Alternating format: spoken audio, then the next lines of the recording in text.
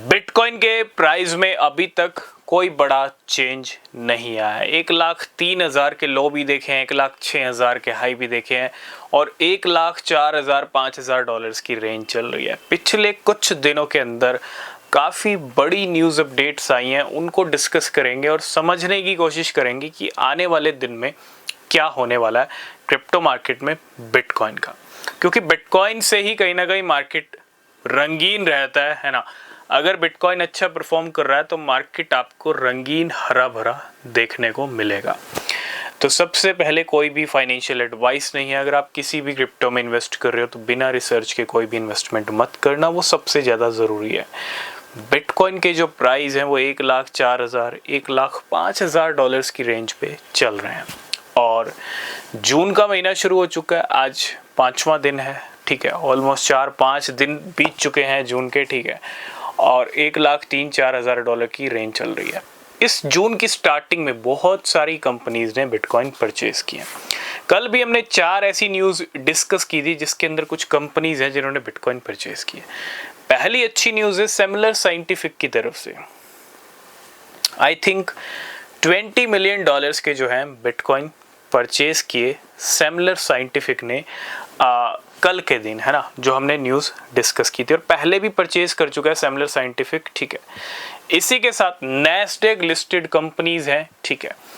2 ऐसी कंपनीज हैं जिन्होंने बिटकॉइन के, एक ने बिटकॉइन के इन्वेस्टमेंट के लिए कुछ फंड का अनाउंसमेंट किया और एक ने बिटकॉइन शायद परचेज भी किए हैं।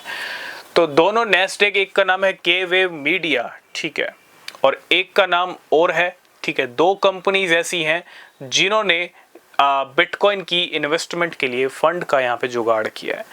इसी के साथ अगर मैं बात करूं बिटकॉइन की लार्ज वेल्स के बारे में, सेंटीमेंट का एक डेटा ये बताता है, ठीक है, पिछले 4-5 दिन के अंदर काफ़ी एग्रेसिवली बिटकॉइन परचेज किए जा रहे हैं ऐसी वेल्स की तरफ से जो 10 से लेके 10,000 बिटकॉइन होल्ड करती हैं।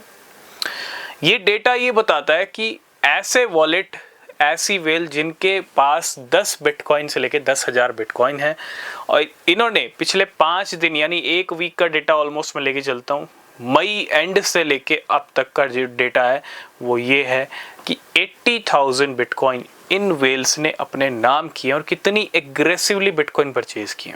देखो, मार्केट में गेम होते हैं, मार्केट में सेलिंग भी होती है, मार्केट में हर तरह की वेल है, छोटी मोटी वेल हैं, मार्केट में बड़ी वेल्स हैं। आप इनको बड़ी वेल का दर्जा दे सकते हो। 10 से 10,000 बिटकॉइन वाली वेल बड़े लेवल की वेल हो गई, है ना, इनसे बड़ी वेल है, ठीक है। लेकिन इन्होंने जिस एग्रेसिव लेवल के साथ, है ना, बिटकॉइन परचेज किए हैं वो ये है कि 80,000 बिटकॉइन एक हफ्ते में परचेज किए गए हैं और अगर मैं एक दिन का नंबर निकालूं तो ऑलमोस्ट 10 से 11,000 बिटकॉइन इन्होंने एक दिन में खरीदे हैं।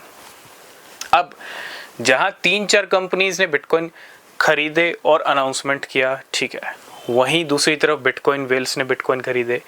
वहीं अगर मैं बात करूं बिटकॉइन ETF की, कल के दिन $87 मिलियन के जो है इन्फ्लोज देखने को मिले बिटकॉइन ETF वर्ल्ड में और ये काफ़ी अच्छे खासे इन्फ्लोज हैं।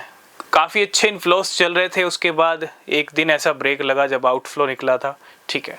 उसके बाद फिर से इन्फ्लो आया और ब्लैक रॉक ने फिर से बिटकॉइन परचेज किए हैं।